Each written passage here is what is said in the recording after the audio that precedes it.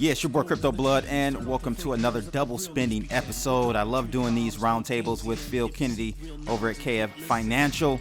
Well, today we have Jonny, RL, Smaulgld, and myself, along with Phil. A great roundtable. We just talked about cryptos, primarily altcoins, and where we see them this year in 2020. So check it out. Make sure you like, share, and subscribe, and all that good stuff. We out here, people. Holla! Tonight's roundtable, Louis Camersano from Smaulgld, Jonny Litecoin, there in the lower left, RL from the, Virus and Numerous podcast, and CB, a.k.a. Crypto Blood, Satoshi, my 2 cents, everybody knows him.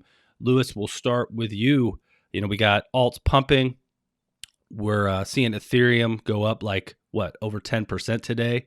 I'll pull it up here so we can just kind of memorialize it. So it's a good time to get everybody together and talk about what's happening in the crypto space. Yeah, I'm seeing 11.5%.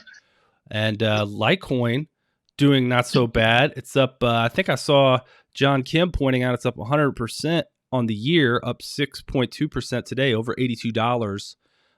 What's going through your mind right now?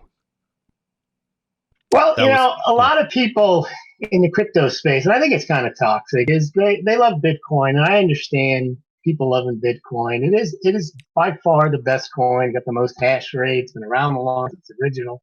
But there's money. It's not that there's just money to be made in altcoins, but there are use cases for altcoins, even if there is a predominant coin. So for example, gold is the predominant money, was the predominant money, but even when gold was around, you had silver, and silver served its purpose.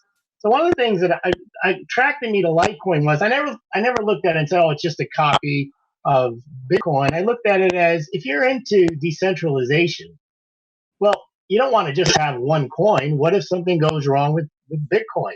And if you're into free markets, you want to see what else can happen. And so the thing about Litecoin, and Jonny Litecoin and I talk about this, is, it has a different type of encryption. It uses script instead of SHA-256. It's something that it did SegWit first. It can act as a test bed for Bitcoin. It's implementing the Mimblewimble. Litecoin was good when Bitcoin was slow. People could get out of crypto and use Litecoin. It could be used as a backup. You got different miners mining, using different chips. It's just, to me, it makes sense that if you're into decentralization, sure, you can have something that's dominant and is the one, but something could go wrong, and it's always good to have a backup. And then the other thing is, all these altcoins, they're not all just copies of Bitcoin. Some of them serve entirely different purposes. Some of them are proof of stake instead of proof of work.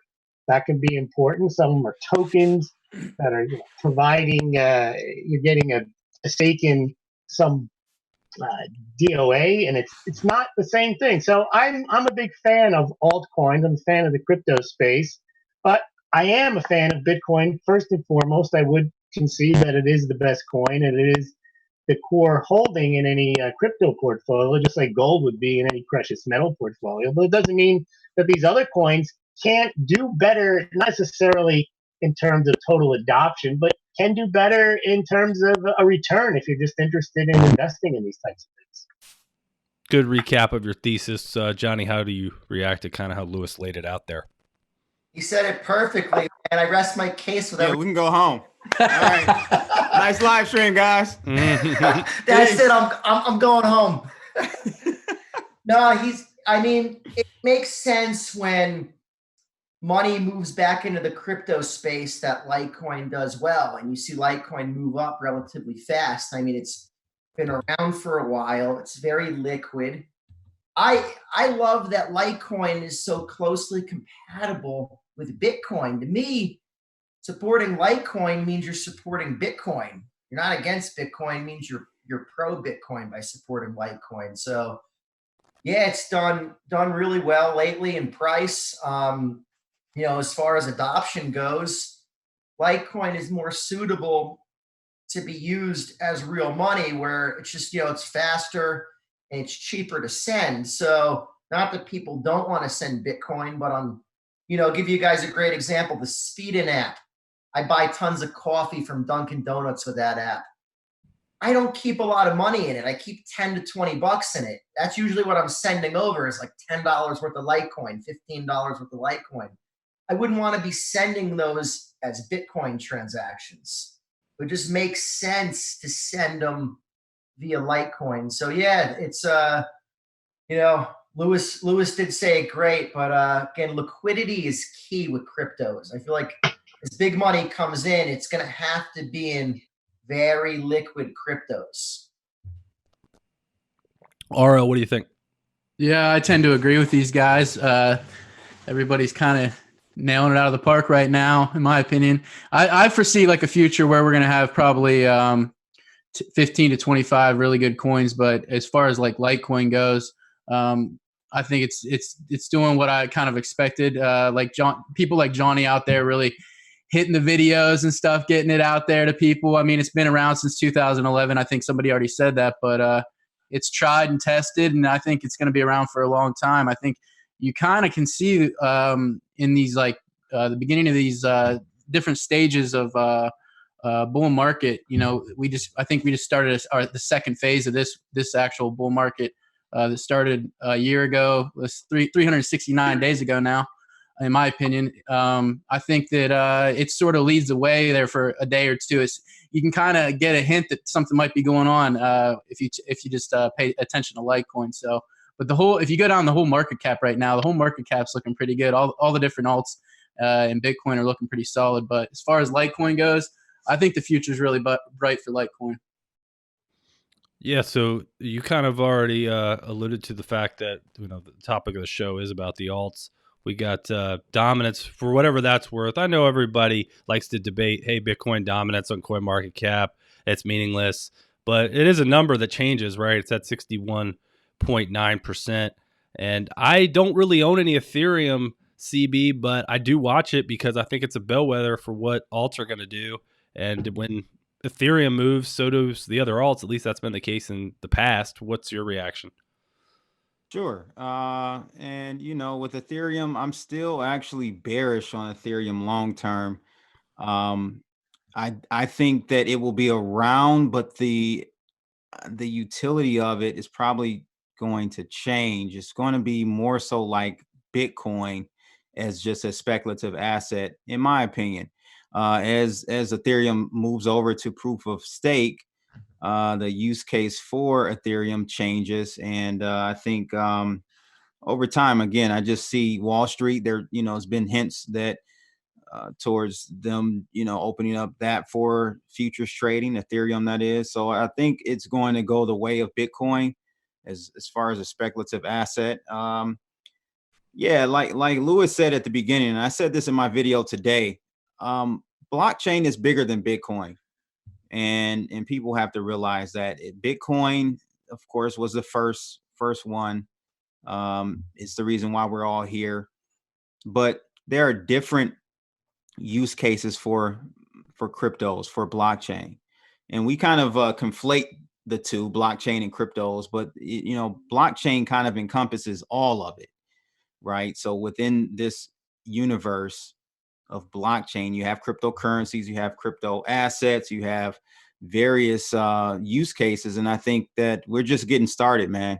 I don't know if you guys follow HBAR, or it's called Hedera Hashgraph. That's up over 100%. That's one I've been buying for about 5 months now, 6 months. I think they have a promising future. They just actually partnered with Google. So yeah, blockchain is bigger than Bitcoin, and you're going to see more growth from a market cap perspective from the altcoins than you will from Bitcoin. As a reminder, all these guys are going to be located in the description box below. If you're following one and you're not following the others, look for those links after the show. I'm going to have all the Twitter links, YouTube links, everything like that. So be sure to click them, bookmark them, check them out. So Lewis, I've had you on the show several times, more so for about silver and the metals. But when we have a conversation, that's why he likes Litecoin. He's a silver guy. That makes sense. Yeah.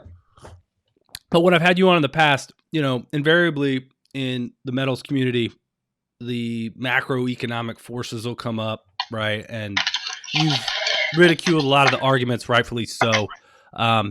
But I mean, we are sitting here with this coronavirus going out, and now we're getting, more word like it's spreading like more so than the Chinese have kept that information as tight to the vest as they do their gold tonnage holdings. So I just wanted to kind of get your thoughts on that this evening. On ridiculing the metals people, or on whatever your thought process is on that. I mean, you like the whole crushed dollar theme, Belt Road or you mean well, first of all, I don't purport to be an expert, and you see on Twitter on people become virologists. They hear about a virus, they read tweets, next thing you know, they're telling you what's going to happen with the virus and what the macroeconomic impact's going to be. I don't know anything about that. It's very hard to tell. Even the scientists don't know exactly what's happening with the virus. We don't know also because of the information that's coming out of China. There's already been a lot of stories about you can't trust it. The stories coming out of China. So all I can say is that when you have viruses, where you have economic activity shut down because you have quarantines, you can start to speculate as to what impact that might have on the macroeconomy and what impact that might have on metals. But yeah, I think it's too early to tell. So far in the United States, there's only been, I think, 41 cases. I think one person has died. Now, the United States economy isn't just based on what happens in the United States, but I don't really have an opinion on it because it's too early, and I think people are just trying to make names for themselves or just trying to draw attention to themselves, claiming that they know what's going to happen. But the one thing I will say about China is they are now using this crisis, the never let a good crisis go to waste, to say, well, we have to lend more money to failing enterprises because of the virus, and these are enterprises that they've been propping up even before the coronavirus. So China's had this issue with debt even more so than the U.S. has, printing money and just lending it out to create economic activity. And now they're saying that because of the virus, they're doing repo and they're doing liquidity infusions just like the Fed is doing. But again, they're using the coronavirus as a new excuse for doing it when they have been doing it all along. Yeah, I guess I just bring it up because as soon as it came out, people started saying, hey, this is going to be good for Bitcoin. I'm like, gosh, that's kind of a morbid thought or whatever. But yeah, I mean, we kind of here in mid-February 2020, we have to bring it up. So, I mean, what about you, John, in terms of any tailwinds? I mean, the common ones keep coming up, right? Quantitative easing, repos. Is there anything else out there that you see from a payment standpoint, like a real tailwind for crypto in 2020? Let me tell you guys something that I found really interesting. You see this device here? Yep. It's the Clover device. These are very popular. You see these everywhere. Here's another one, the Clover Mini. So I sell these devices and place them at businesses. I got an alert yesterday that they're rolling out the ability to pay for your bill at a restaurant. They're going to leave a QR code on the receipt. You're going to be able to scan it with your phone with your Apple Wallet, right? Now this isn't crypto yet, but it's scanning a QR code from your phone to pay a bill. So the fact that they're rolling that system out, I brought this up about a year or two that you can do this with crypto right now in a restaurant environment, and that it's an easy way to pay. The problem was when we rolled it out, people weren't prepared to pay that way. The people that had crypto a lot of times don't have it on a mobile wallet on their phone. People don't understand scanning QR codes yet. So the fact that they're rolling that out shows me that the public's going to be more prepared to utilize crypto as far as like maybe a payment might go. Now, is it going to take over Visa, MasterCard just yet? No. But with that said, it's preparing them to do it more. So I see a big years for adoption. I just see, again, with the negative world events, I feel like that is, that this does have upward pressure on the crypto market in general. And then just with people becoming more technical and different things like this rolling out and people getting more used to these QR codes, I feel like it's going to be a lot easier for adoption. by getting people used to the regular financial products, and then drawing the parallels with crypto. And so that may lead to folks using crypto without even realizing. I mean, that's what a lot of the, I guess, people who say that's the way it's going to get into the hands of your grandmother, right? This sort of method where they don't even really realize that they're using Litecoin or something similar because it's in the background. Right. And what I see too is a lot of people right now don't want to spend crypto.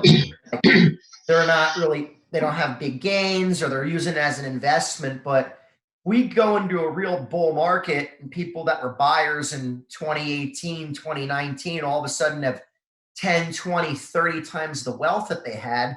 And we're like, hey, here, it's very easy now to pay with crypto. You just use it as real money. It'll be advantageous for those people to sometimes use crypto as real money. They might not want to use it for buying cups of coffee. They may say, hey, I'm going to buy a big purchase. Let me use some of my crypto profits to do it rather than selling on an exchange. And they're actually changing the tax laws where when you make a purchase, if the profit on that transaction is under $200 or under $600, it's 200 now. They taxable. proposed 600 at first, but that got shot down. They're Yeah, trying right. 200. So even purchases under $200 where they're looking at profit. So say that's any transaction up to $300, right? If you doubled your money or tripled your money, that's covering most of your everyday stuff anyways. So then now people are not going to freak out and say, I got to report taxes on every little transaction. I don't want to spend crypto for the tax nightmare. Say, hey, don't worry about it. If you made some crypto profits, go buy your family like free Starbucks or something. You know what I mean? Like, So I do, I see that stuff having a big impact. All right, so we got a lot of alts to talk about. I'll just bring the chart up real quick here, RL. Believe it or not, and unfortunately it's going to be cut off here, but at the peak for altcoins last year, and again, I know it's coin market cap, right? Maybe another 1,000 coins, another 1,000 phony coins might have come into existence since June 2019, but total market cap 136 billion, and where we sit tonight, 116 billion. Not bad. What alts, because I'm sure the audience is dying to know, what alts do you like, RL? Man, there's a couple I'm really looking at right now, but I really wish I would have scooped up some Chainlink at $1.80 a couple months ago. That's more than doubled already. It was up to like $4.15 today, I think it was. So I think Chainlink has a lot of promise. What they're doing there with their Oracle, they call it the Oracle, where they're going to use their means to communicate with other blockchains, and I think interoperability is like the future of the blockchain space, and that's why I say like 15 or 25 coins or blockchains will be like the prominent ones here in the future. Yeah. So I think what they're doing is it definitely has a major use case, and it might be like that diamond out of all these that are in the green, but I think it could definitely emerge as like one of the top 5 here in the next maybe in the next few months even. I think it's really going to take off. It just broke out here, and I think all-time high was like $4.50 for Chainlink. So I'm pretty bullish on Chainlink. Ethereum today was up like 15%. I think it's definitely gonna hit new all-time highs here as well. I could see $5,000, $6,000 Ethereum in the next 2 years. Yeah. Really? Yeah, I think it's definitely gonna. I mean, I agree with you on utility, but like you said, it's kind of become more of like a speculative thing for Ethereum. I don't know if they're actually going to build all the things they're saying they're going to build on there, but with like DeFi and all that stuff, I do think that I think people are still going to put their money in Ethereum. All right, CB, well, your reaction. What I will say about Ethereum is that as it moves over to ETH 2.0, I think there will be a cap on number of tokens, so that will help in price appreciation. Yeah. But I don't know, man. 3,000 is pretty aggressive. I don't see it getting that high. Maybe $500-$600, somewhere around there. Just my gut feeling. I don't know. No one really knows, but right. I would say that I'm really more interested in the cryptos that have utility. I'm talking about your Trons, your your EOS. That's my number one holder. Even coins like HBAR, as I talked about, those are coins that, or I should say assets that run, they're going to have like a platform where you'll build on top of. So I'm looking to really continue to hodl and accumulate those types of projects, because I think, again, blockchain is bigger than Bitcoin. You're going to have all types of dApps running on these platforms in the future. So that's what those are the types of coins I look to accumulate. We got a question coming in here for you, CB. Is from Mark asking, do you still hold HBAR? Absolutely. Yep. Good. All right, your turn, Lewis. What's your reaction to what these guys are saying? Well, I want to touch on something that Jonny was saying, Jonny Litecoin, about the tax treatment for small gains on crypto. One of the things we got to look out for, I think, this year is not just institutions coming into crypto, which they are because of Bakkt, but keep this in mind that Bakkt, the CEO of Bakkt, Kelly Loeffler, I think is her name, she is now a senator from Georgia, which is quite remarkable that you have a person at that high a level who is not just a crypto proponent, but actually ran the Bakkt Bitcoin futures exchange. Also keep in mind that Patrick McHenry is the ranking financial services member, and he is a huge fan of cryptocurrencies. And if the Republicans take the Congress in 2020, which is a possibility, he would become the head of the Financial Services Committee. Now, that's a big deal, because then you have two crypto proponents in powerful positions. Now, counterbalancing that is, if Trump wins, Trump is not a fan of crypto, nor is Treasury Secretary Steve Mnuchin. So you do have that balance of these are Republicans versus Republicans. And then you also have Democrats that are also fans of crypto. So it kind of runs it's not really a left-right thing, people that are in favor of crypto. Tulsi Gabbard is a Democrat. She holds crypto.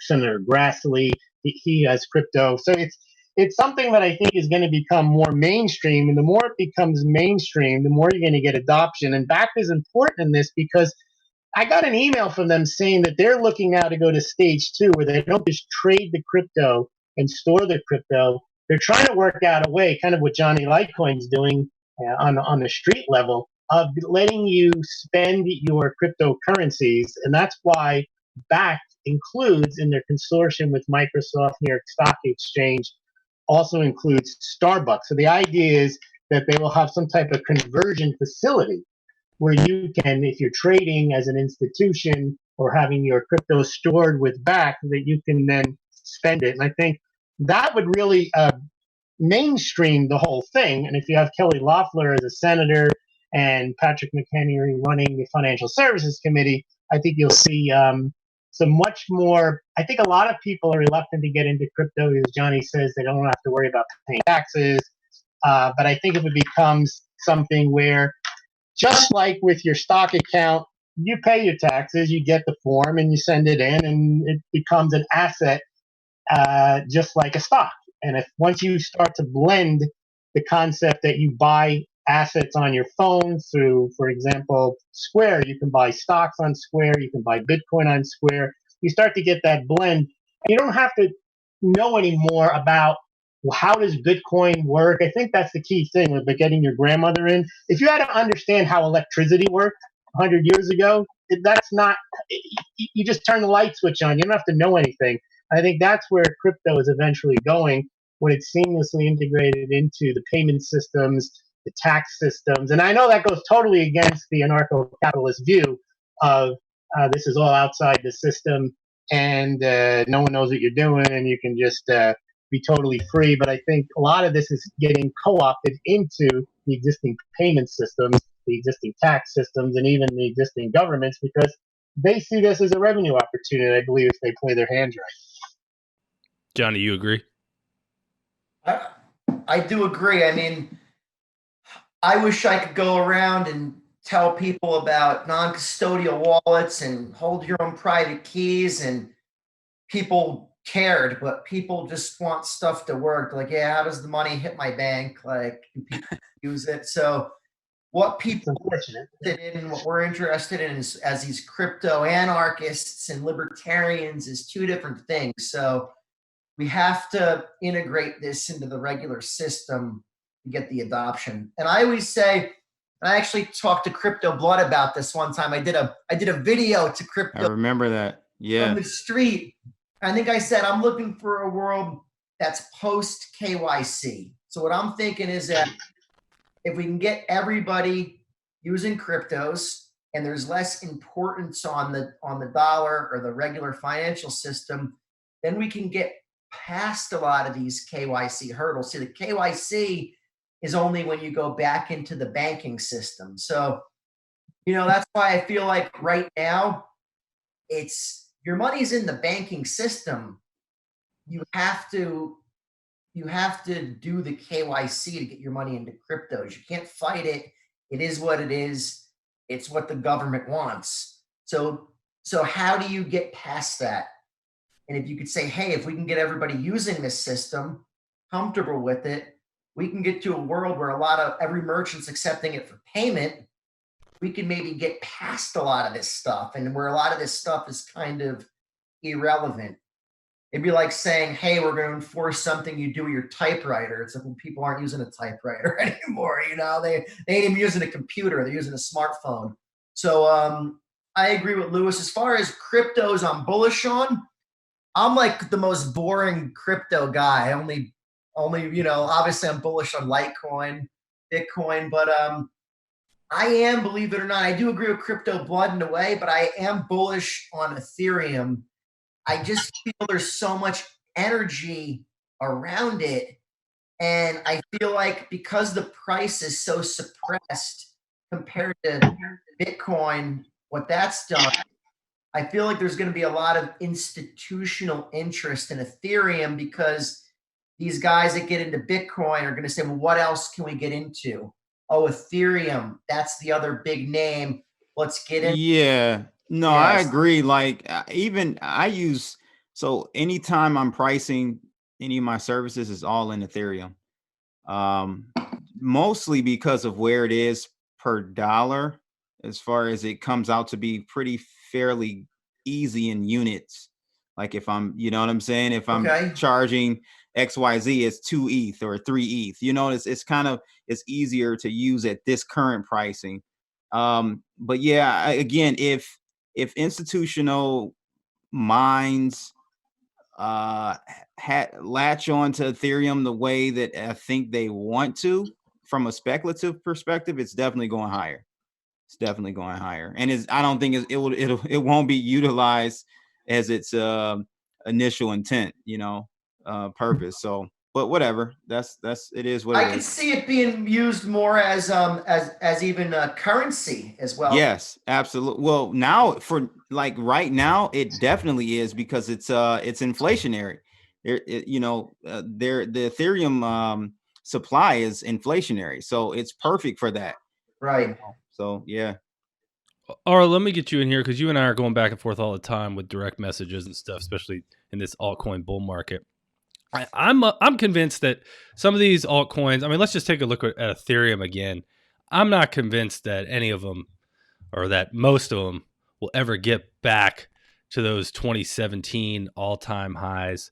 I told you about my little mishap with Zcash, like at its peak when it was $700. Dash was well over 1,000. I think Dash even got to like 1,300 or something like that. So, are we ever going to see those again? I don't know if we'll have a speculative mania like that again. Am I wrong? I think we are going to see that, to be honest with you. I'm almost certain of it to be a little bit more, confident about it. That's why I really think that, Ethereum, what was it? 15 to 1,800 at its peak last 15, time. 15, something like that. Yeah, I really think that, and a lot of people talk about like EOS, and I think EOS is good. I actually got a message right before we came on here about beta for voice being their new social media finally going to launch.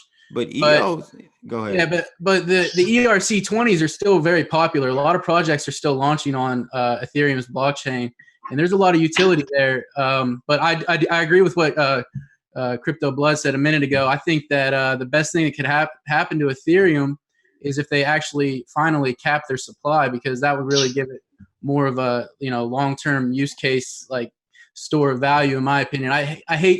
I'm not a huge fan of any project that doesn't have a cap. So to me, that's just more like a digital dollar. That's why I got into crypto, was the finite supply. And then one last thing I wanted to say was what Lewis was talking about with the anarcho-capitalist ethos kind of going by the wayside. I think that's like a part of our success. We've been so successful in like creating this space, is that that's just going to happen. And it's a good thing to see like people that are into big government actually come in, because they're using private money and they're not using fiat. It's just an opportunity, in my opinion, to educate a lot of people out there that really don't understand money. I just want to point this guy out real quick. Anybody who comes up with a creative little icon like this, he says Hex. That's what he's called for. His name is 1024, and he's got an NPC with a MAGA hat on. That's pretty hilarious. Nice job, man. I can't see what your name Hex, is. But and one word only. Yeah, I know. Good Just job. that whole thing was a meme by itself. If anybody wants to call in and get a question Hilarious. answered from these guys, 646-558-8657. Yeah, call me up. I know everything. And just, putting my financial counselor hat on, the fact that we're talking about this stuff on my little show is probably indicative of, maybe we've gotten a little bit ahead of ourselves. I learned a lot of lessons from 2017. So any of the coins we talk about tonight doesn't mean, you take out a second mortgage and run out. Also, to piggyback on what Jonny Litecoin was saying, many thanks to John Kim for getting me the Spin app. I'm not sure if I said that right. He initially gave me $5. I'm down to 348. That's because he gave it to me when things were really pumping. But I'm hoping to take my whole family to Baskin Robbins one day in the not too distant future and get them all ice cream. Plenty of different stores you can. I mean, that's the direction things are going. It's obvious. And one point I wanted to make. I had Keith F. Smith on over a year and a half ago. It was in the midst of the bubble. He told me he bought 2 Cadillacs with Bitcoin from a dealer. And that's really what people, I think, are going to do down the road. They're going to spend their crypto wealth, their new purchasing power, and they're going to do it with some of the ways that Jonny Litecoin's been talking about. Lewis, and I just want to chime in really quickly about that. I think that's true. I think smart money, they're going to spend their cryptos on acquiring other assets, so appreciating assets, so like homes, real estate, stuff like that. That's what the smart money will utilize their cash, their gains in the next bull run, I think. So I'm just buying plenty of coffee.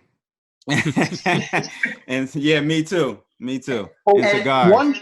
One trend that we're seeing is that the concept of physical assets is viewed in some respects as a hindrance. And that's where we're having also traditional valuation models, because of QE and central bank intervention and money printing, have gone by the wayside. All you have to do is look at Tesla, because there's no way a company that has no profits and very little revenue should have multi-billion-dollar market cap rising for 5-10 years in a row. This is all good for crypto, because crypto are the ultimate no asset backing anything, and that's viewed as a feature, not a flaw. And there's a limit even to Tesla, how high you can go. People start to say, well, it's worth 6,000 times revenue. Maybe that's a little too much. But there's really no limit to how you can value these crypto assets once the bankers get behind them. I just want to inflate assets, because remember, behind the monetary policy is inflation, and the way they get inflation is not necessarily through rising consumer prices, but it's through boosting asset prices. They think that rising asset prices is good for the economy, because then people spend their wealth. Well, what better way than I mean, you can create a wealth effect just by boosting these cryptos and then lower the tax burden on them, and bingo, you got your inflation, you got people spending money, and you don't have to worry about mortgages and foreclosures.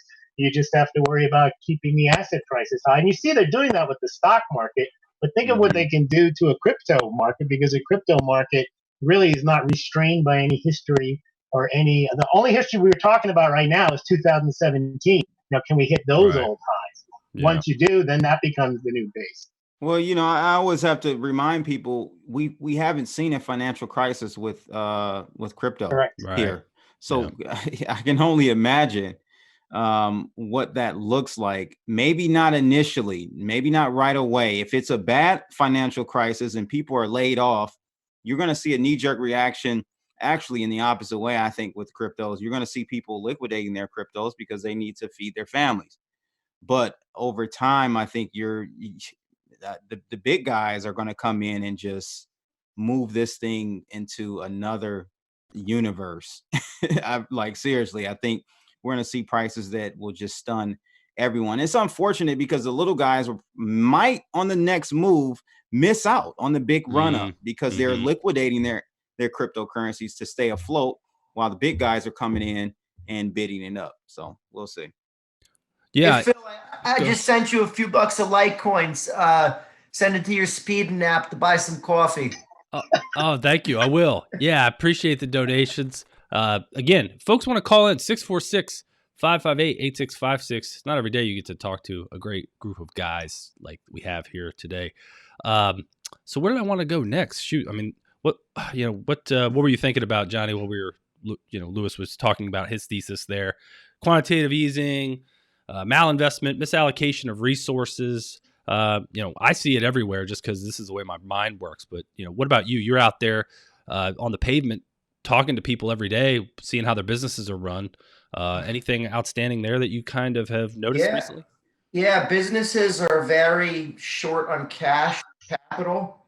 And it's disgusting what I see the banks do to a lot of these desperate businesses. I mean, part of the payments business is people sometimes want loans, like cash advance type of loans. And I don't even like to do them. I give the people the commission money back.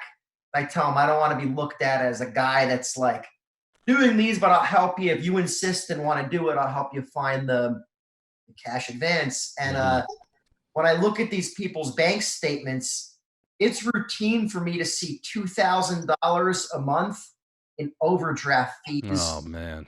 Merchant's bank statement. I mean, that is insane because of how if money's coming in, the banks hit them with an overdraft fee on every charge that day, even though money can cover it.